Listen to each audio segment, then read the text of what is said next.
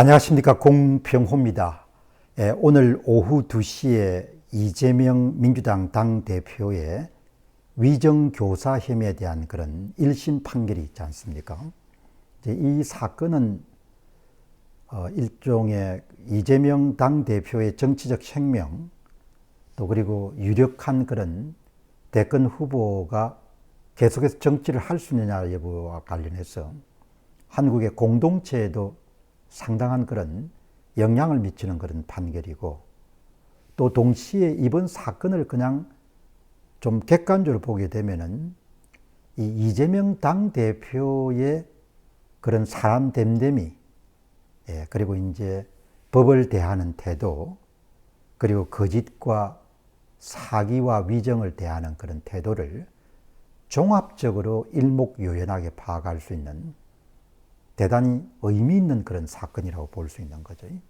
이제 오늘 판결을 앞두고 조선일보에서도 비교적 관록이 있는 조중식 뉴스 총 에디터가 상당히 이제 이번 사건을 전체적으로 조망할 수가 있는 그런 칼럼, 조선일보의 대표적인 그런 칼럼인 태평로에 아주 의미심장한 그런 글을 기고를 했습니다.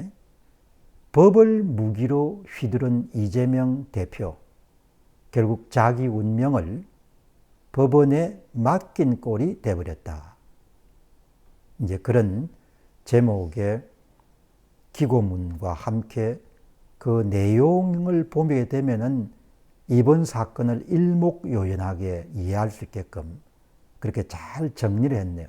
그러니까 아마 뉴스총 에디터고 아마 상당히 오래 이렇게 신문사에 계셨던 분, 예전에 제가 한참 직장 생활할 때도 이렇게 접했던 분 같은데, 이제 몇 가지를 한번 여러분들 이 2시 판결을 앞두고 한번 정리정돈하죠.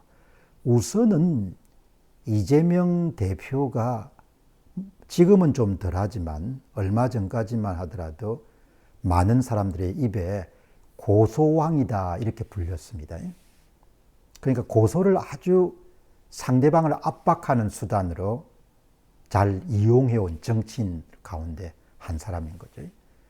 대선 기간 중에만 하더라도 언론사를 상대로 해서 최소 30건 이상 정도의 이제 고소를 한 겁니다.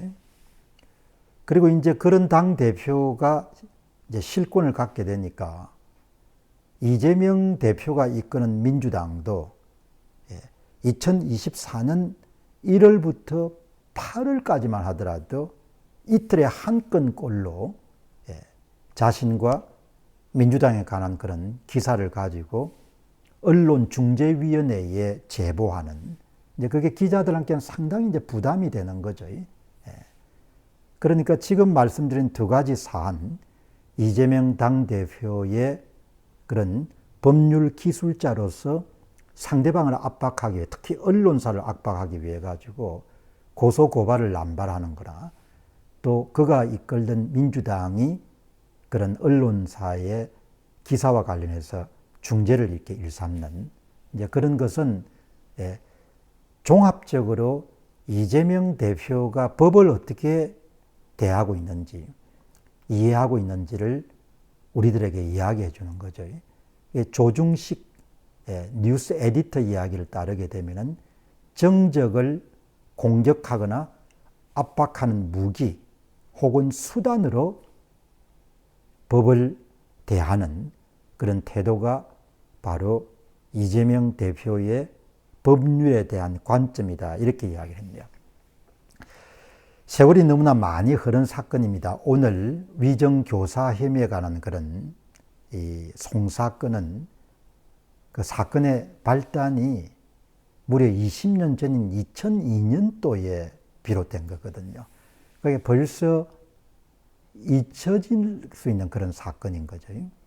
그 2002년도에 이재명 대표의 당시 변호사 사무실에서 당시까지만 하더라도 상당히 사이가 좋았던 KBS의 최모 PD와 함께 같은 장소에서 당시 성남시장이었던 김병랑 시장에게 전화를 해가지고 검사를 사칭해서 압박한 사건인 거죠.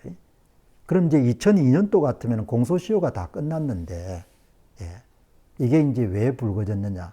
당시 사건을 보게 되면은 최 PD가 이제 검사를 사칭해서 이제 이 김병량 당시의 성남시장을 압박했는데, 예, 또 하나의 특이한 것은 이재명 대표가 당시 이제 변호사지 않습니까? 그 어떤 사람도 법률을 잘 아는 사람인데 마치 이재명 변호사가 제보자인 것처럼 위장을 해서 최 PD에게 통화 녹음 테이프를 전달하는 장면까지 연출을 한 거죠. 연출해서 촬영으로 상대방을 압박하기 위한 여러분들 그런 수단으로 확보한 겁니다.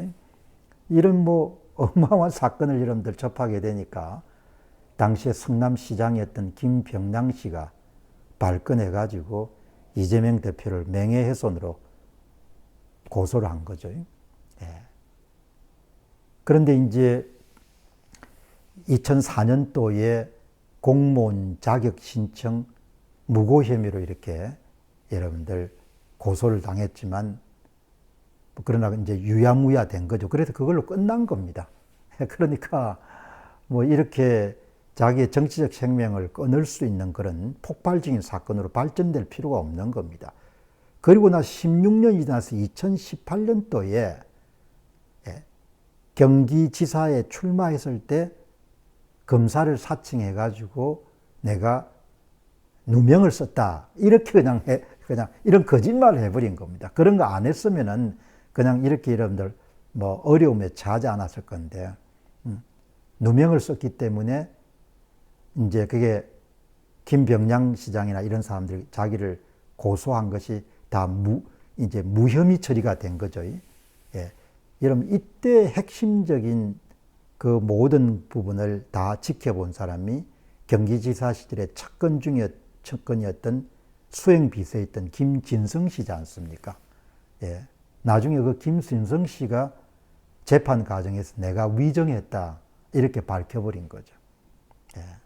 그러니까 최 PD도 예, 세상에 이렇게 변호사가 이런 식으로 하는 경우는 참 경악할 일이다. 뭐 이렇게 해서 이제 꼬여가지고 지금 여기까지 온 겁니다. 예, 그러니까 2002년도 사건이니까 그냥 다 그냥 뭐 문제가 될 수 있는 사안이 아닌데 여기서 이제 하나 볼 수 있는 것은 이재명 대표가 필요에 따라서 이제 거짓말을 하는 것이 상당히 이제 익숙한 거죠. 그죠? 거짓말 대가치고는 너무나 큰 겁니다. 왜냐하면은 본인의 정치 생명을 중단시킬 수 있는 사안까지 이렇게 여러분들 확대가 돼버렸으니까. 예. 어쩌면은 사소하게 끝날 수 있는 사안이었는데, 항상 사람이 그렇지 않습니까? 우리도 이제 사회생활하면 사람을 만나보면은 사람 밑에 사람 없고 사람 위에 사람 없다 이렇게 이야기하지만 사람의 성품이나 자질 같은 게 다 다르지 않습니까? 어떤 사람은 뭐 거짓말을 하거나 이런 부분들이 자기 가치 기준에서 엄격하게 제어를 하고 본의 아니게 거짓말을 했을 때 부끄러워하고 미안해하고 또 극단적으로는 여러분 그 거짓말 때문에 또 자기 목숨을 여러분들 그냥 정리해버리는 사람들도 있지 않습니까? 또 다른 극단에는 거짓말을 밥 먹듯이 할 수 있는 사람들이 있는데 아무튼 간에 이렇게 큰 사건으로 비화될 수 없었던 건데 본인이 이제 거짓말을 하고 법을 이렇게 도구나 수단으로 삼아서 이용했던 이제 그런 부분들이 중첩이 돼 가지고 본인의 한때 최측근이었던 사람들이 정인으로 서서 이재명 대표의 정치적 생명에 공격을 가하는 그런 딱한 상황이 발생한 거죠. 아무튼 오늘 오후 2시에 재판부가 어떤 판결을 내릴지 뭐 지금으로서는 뭐 아무도 여러분들 알 수가 없는 거죠. 한번 지켜보시기 바랍니다. 감사합니다.